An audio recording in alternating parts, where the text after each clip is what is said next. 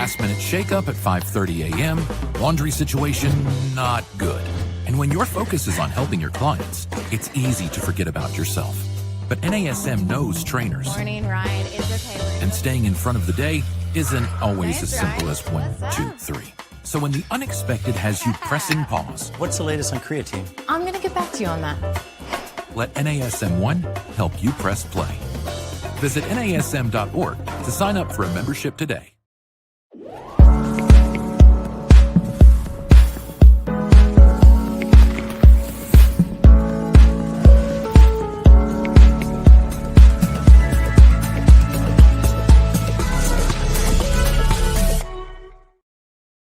Hello, everyone, and welcome to Strong Mind, Strong Body. I'm so glad you joined me today because I'm so excited about my guest.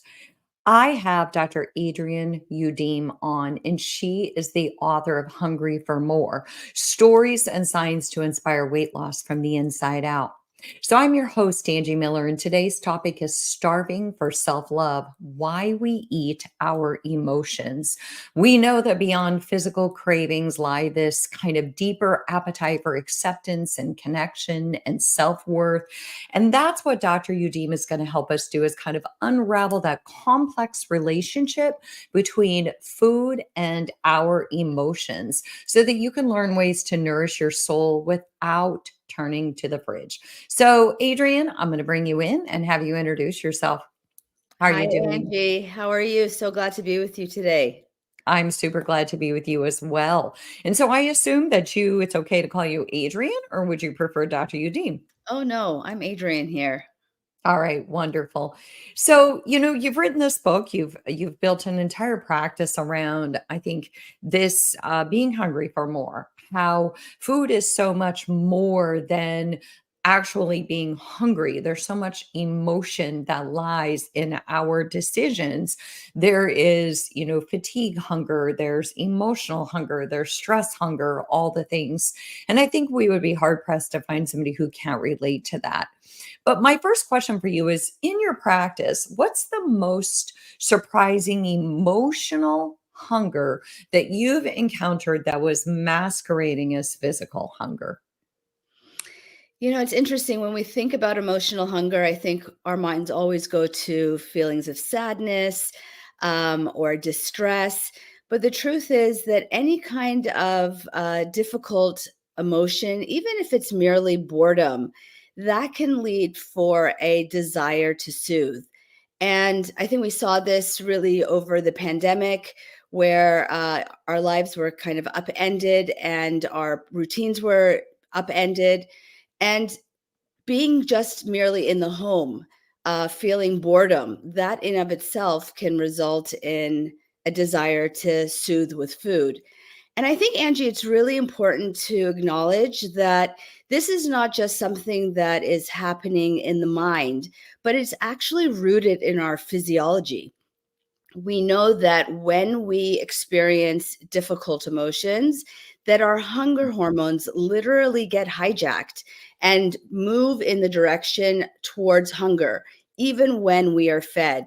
So this is, it's validating, I think, to understand that there's a physiologic drive towards eating when we experience difficult emotions. I'm glad you said that because I do think that what comes with the emotion is shame. Especially, I think, universally, I don't have very many girlfriends or clients, female who haven't experienced some sort of, shall we say, experience with food over the years, whether it was in their teenage years or their adult years. So I like what you said, difficult emotion. And what comes to my mind is difficult emotion always makes us feel like we don't have a sense of agency over our lives, like we've lost control. And so I think that is where we turn to food. But I do love that you mentioned the physiological response, that it's not like we're just completely driven by our emotions, that our physiology of our body responds to that as well. So I hope that that's validating for everyone listening. And I think if we can move away from shame and really acknowledge this as a opportunity, because when do difficult emotions arise? They're essentially a sign that there's an unmet need. And so if we can lean into that hunger and try and understand what underlies it, then it really is an opportunity to acknowledge the need and to meet our needs where we are at. That makes it even more important from a practical perspective to put aside the shame, because shame gets in the way of really identifying the opportunity that is present in these hungers. Yeah, 100%. And shame's a dirty, ugly feeling. And so anything we can do to move away from shame and into radical acceptance, I think is key. You also mentioned in your book, correct me if I'm wrong, but that tools cannot restore our sense of self. So, what do you believe is the first step in rebuilding a healthy self image when it comes to our food and our body? I use a lot of tools in my medical practice. So I do prescribe medications, for example, and I'm all for it. But at the end of the day, it is not just limited to tools, which is why I say that we have to look in, we have to look within to see what exactly that hunger is wanting us to address. And the first step to that, Angie, is really um, engineering pause. So, in that moment that we get triggered by our hunger, and we have this desire to soothe, whether it's with food or with any other distracting thing, be it scrolling on your phone or overworking or shopping, these can all be ways in which we soothe. And so, if somebody doesn't relate to necessarily food being that soothing mechanism, we can extrapolate this to so many other things. But in that moment when we are triggered to do the thing, if we can pause and create kind of this space between that trigger and that reaction, then we can identify what is it that we really need in that moment. Sometimes it's something super practical, right? Like you're sitting at your desk, you've been working all day, and that desire to get up and go to the pantry or to the fridge is really this need for respite. So we need to go outside, get a breath of fresh air, take some time off. Or maybe we are looking for connection. And so what we really need in that moment is to pick up the phone and call our bestie and have a conversation. Or maybe we've been slogging and neglecting our sleep, right? We know that even sleep deprivation, as little as 2 nights of sleep deprivation, in fact, can increase hunger hormones and make us feel a hunger that we then, believe to be nourished or soothed with food. So, really taking a moment and giving ourselves pause so that we can identify what it is that we're really wanting. And I think what people will also acknowledge or identify when they do this is that when we go to food, it's not even scratching the itch, right? So when we try and soothe that hunger with food, we are left still wanting something else. Yeah. So if we can use that as an opportunity to see what it is we truly are desiring, then again, it's an opportunity to notice our relationship with food or overworking or whatever the case may be. But more importantly, it's an opportunity to get to the root of what it is we are truly hungry for. Yeah. That was so well said because one of the first things that I wrote down when you were talking was look within, what's calling you? Because to your point, sleep deprivation is probably the number one thing that does it for me is when I'm not sleeping well, I eat for I'm not sure what. And so the second thing that I wrote is engineering a pause. And in my work, as a therapist, I always call it a breath, right? That space between the trigger and the response. But that pause that says, what do you really need, right? Like, what do you need, Angie? Because you're tired, but food isn't really doing it. In fact, food's probably making you more tired because you're going for the wrong foods. So maybe what you need is just to lie down, give yourself a little respite from the world, if you will. And even if you can't nap, just take that pause. So I like what you say and just kind of telling clients, telling our clients, telling ourselves, just take a pause and check out what's really calling you because food isn't probably even going to squash that hunger, that fake hunger, if you will, anyway. So I know for me, my journey a lot is fatigue, but I'm curious about your journey with food and how your own journey with food and self-love influenced your approach to helping other people. I want to double down really quickly, Angie, on this issue of sleep. Just recently, I was giving a talk to 60 professional women at Bank of America this past week. And that was the main kind of take home message for a lot of these women. I talk about 5 nutrients, and sleep is one of them. And what I also want to point out is that what is good for us in this endeavor towards a healthy relationship with food and ultimately a healthy relationship with our physical bodies is the very thing that is also important in our emotional and mental well-being, in our relational health, in our professional health. And sleep is something that does impact the physical body, the emotional body, as well as the professional body.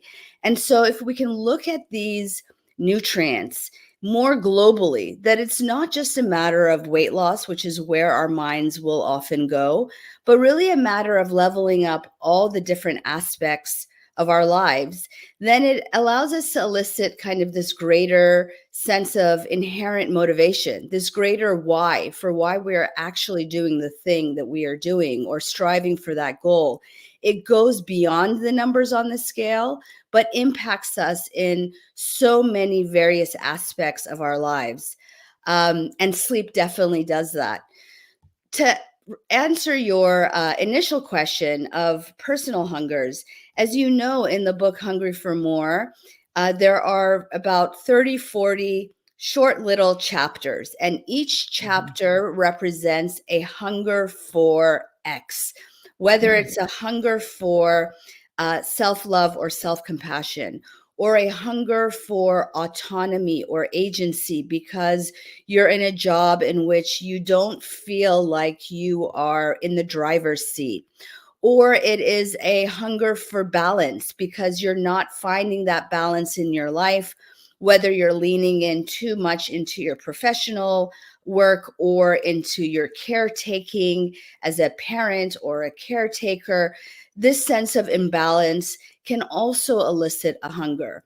And as I describe in this book, I can relate to every single hunger that I talk about that is represented in these patient stories, because these hungers really are universal, regardless of whether we are male or female, whether we are professional or not.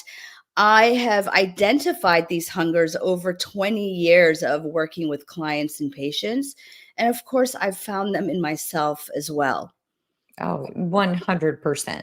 I mean, I don't think there's a single hunger for that you covered that I can't relate to or I can't remember a client relating to or a girlfriend. It's so true, whether it's that self acceptance or that personal autonomy, that sense of agency of our lives. There's so much that food is kind of that.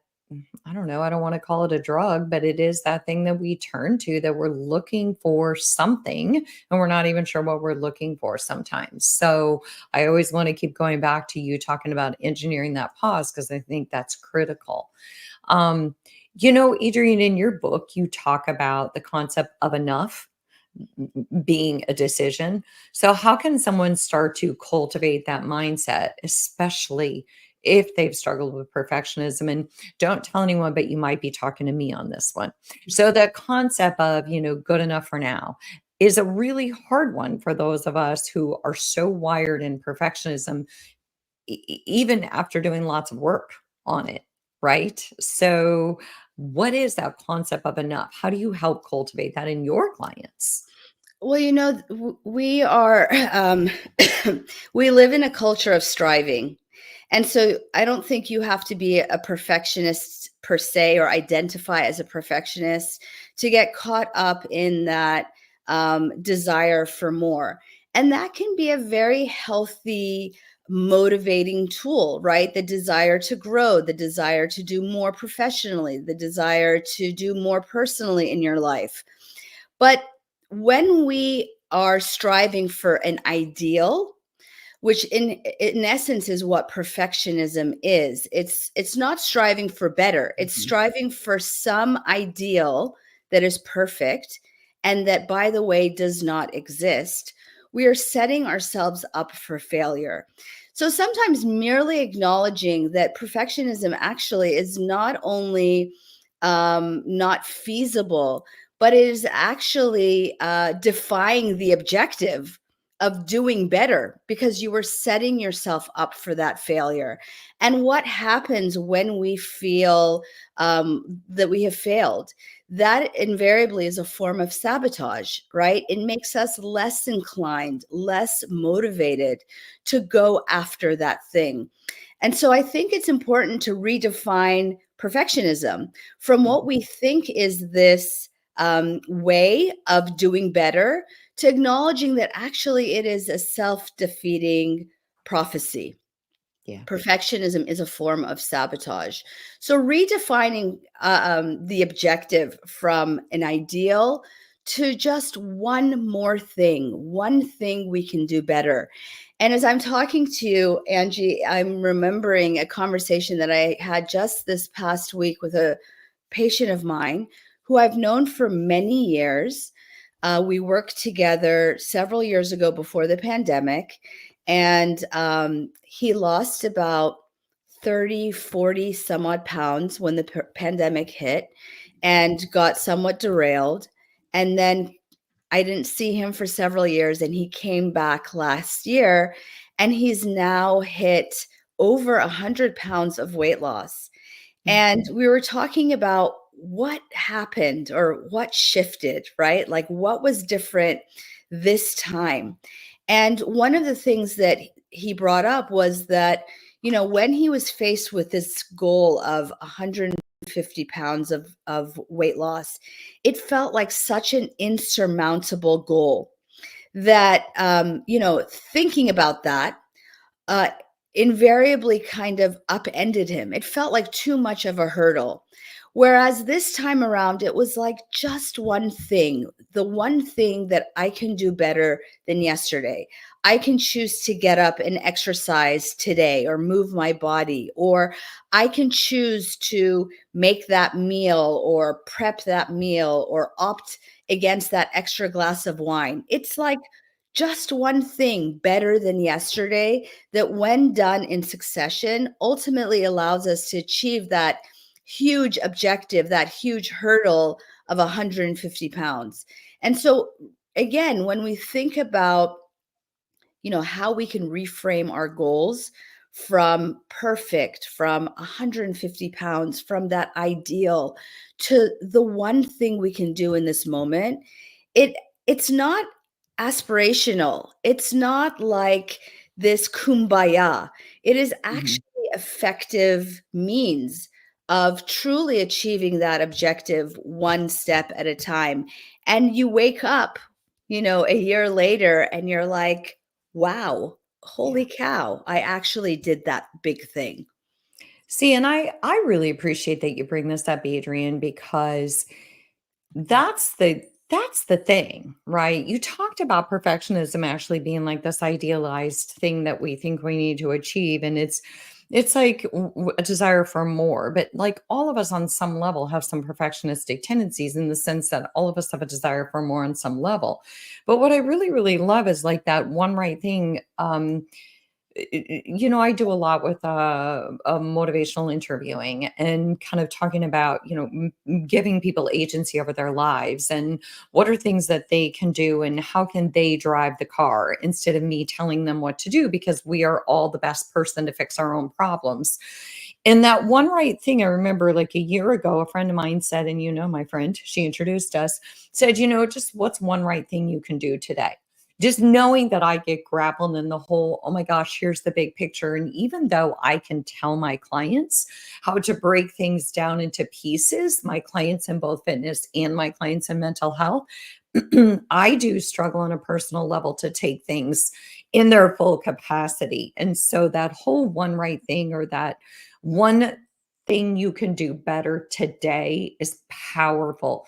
It's when someone looks at I have to lose 100 pounds, or I've got this huge change in my life and it's so overwhelming and I don't even know how to tackle it, that they just sort of crumble under the pressure. But to your point, if we can help them extract the little pieces, I think that's a powerful, powerful thing. And Adrienne, I want to reintroduce you. So I'm Angie Miller. This is Strong Mind, Strong Body. I'm talking to Adrienne Youdim, who wrote Hungry for More. She's such a powerful guest because she talks about that hunger that is driven by so many other things other than the fact that we're actually hungry. So, Adrienne, I have another question for you, and I hope I did a good job of kind of putting context to that situation. But when you're dealing with someone on a day to day basis, how do you, with your patients, actually help them on a kind of granular level differentiate between what is physical hunger and what is emotional hunger? Because I think that that's the first step. Is you can't really differentiate if you've never had somebody working with you or giving you the information that you need. There is, there's so many directions that I can take in terms of answering this question. And we talked about the pause initially, which again, I think is really important. Identifying, that trigger, and then giving ourselves the opportunity to discern what that trigger or what that moment is really calling from us. But we can, if we can, Angie, take even a step back further and talk about a little bit about how we can nourish ourselves. Um, and I like to talk about nutrients in a more global perspective, in a more holistic perspective. And I talk about 5 main nutrients. The first, of course, is food, but there's other things, other nutrients like movement, like sleep, nature, and those contemplative or spiritual practices like breathing or journaling or meditating that actually elicit that pause. But there are other things that we can do, that we can give to ourselves in order to help us engineer that, because we are reactionary, and that reaction is also hardwired in our neurobiology. When we experience a threat, our bodies are created to respond just like that. And that is something that we evolved because of being in the wild. So there was a time when we had real threats like lions and tigers. And so our bodies were created in a way to respond to that threat quickly, not sit around and critically think and pontificate about the next step, right? Like, you have to get out of harm's way now. The problem is that we no longer live in that environment in which the threat is the lion, in which the threat is really tied to our physical survival. The threat now is social media, or lack of belonging, or political instability, financial instability, the turmoil that is around the world. And if you look at what's going on around us right now in this moment in time, Angie, what's happening in our election cycle and in our politics, what's happening around the world in terms of being engaged and involved in various wars, what's happening in our college campuses with all of this upheaval, to me, all of these things are a manifestation of reactivity. So the question becomes, how do we temper that very real and physiologic reaction, right? This is not about judging. This is not about blaming, because that reactivity is hardwired in our neurobiology. However, if we operate from that template, not only are we soothing with food and alcohol and smoking or what have you, which is harmful to our health, but if we are acting from that template, we are impacting our relational health. We are impacting our professional health, because we cannot be intentional in our decision making. We are impacting our financial health, because we can't make sound decisions. We are making reactive decisions. So I encourage people to engage in these nutrients because they literally help us to temper that reactivity. And I know that a lot of the people listening right now are intimately engaged with movement and exercise. And in this culture, we insist on equating exercise with weight loss, right? And as you know, like they really have nothing to do with each other, right? Like exercise is really not the means to achieve weight loss. But there's so much more power in moving our bodies. And for me, it is a spiritual practice, right?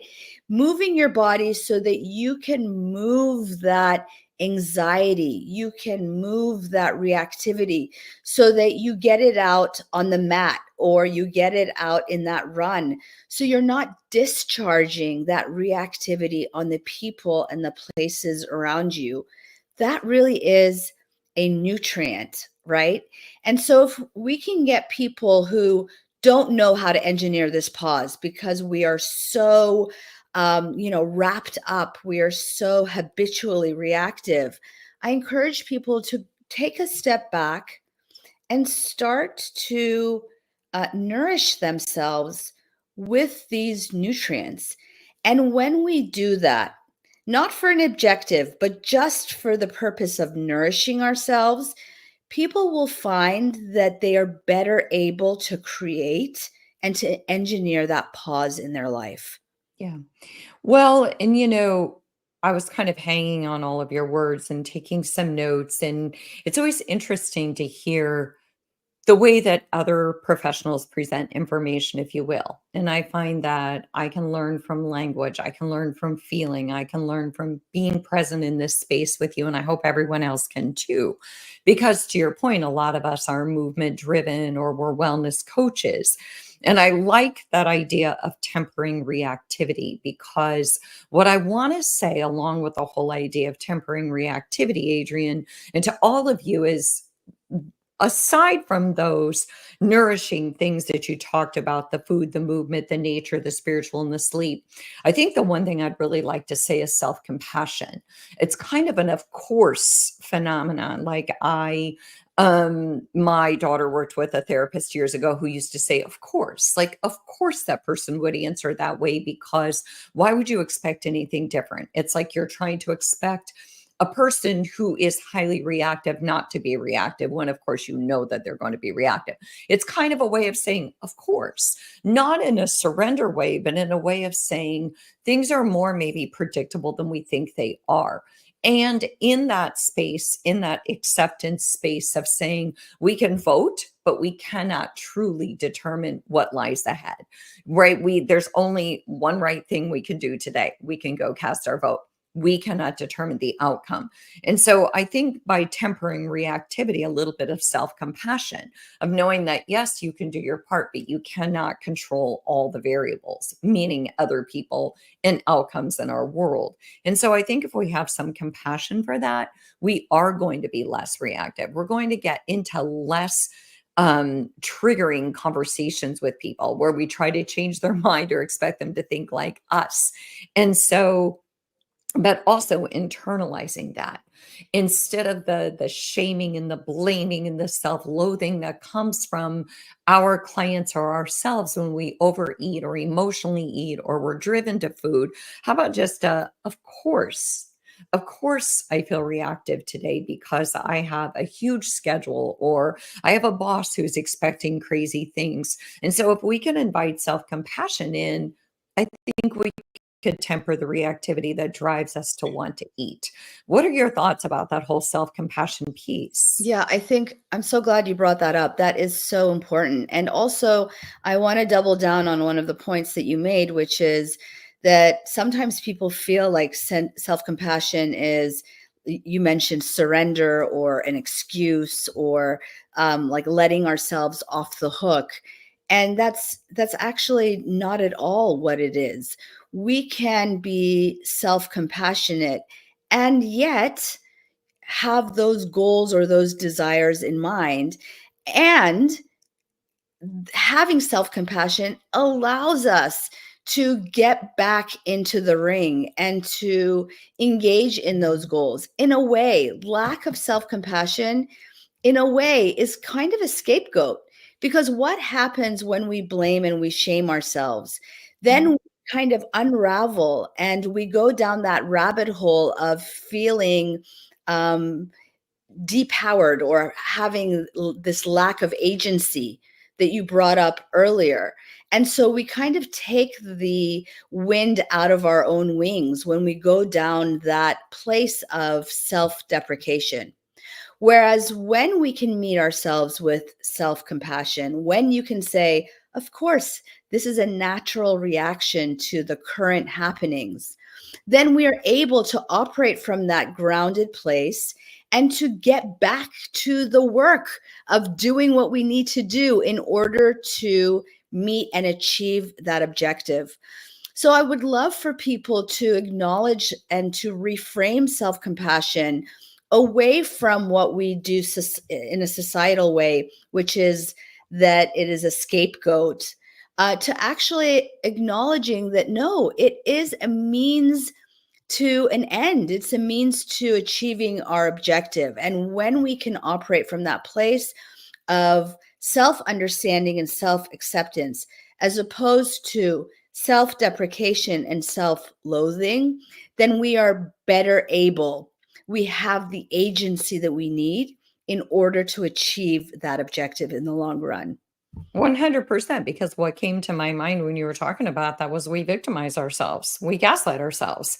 It's the same way when we blame other people. Well, if it's their fault, there's nothing I can do. It's kind of the same thing. Well, if I'm just whatever, then there's nothing I can do. We sort of surrender to ourselves, and it's almost like victimizing ourselves. So, Adrienne, I feel like you and I could have a million conversations, and I hope to have you back on, and we'll continue the conversation. But I do want to ask, how can listeners reach you? Tell us, about your book. And I know you host a podcast, and just give them an idea of where they can reach you.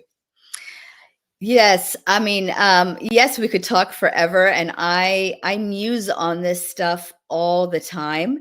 The best way is really reaching out through the website, dradrienneyoudim.com, and there you can find a link to the book, Hungry for More.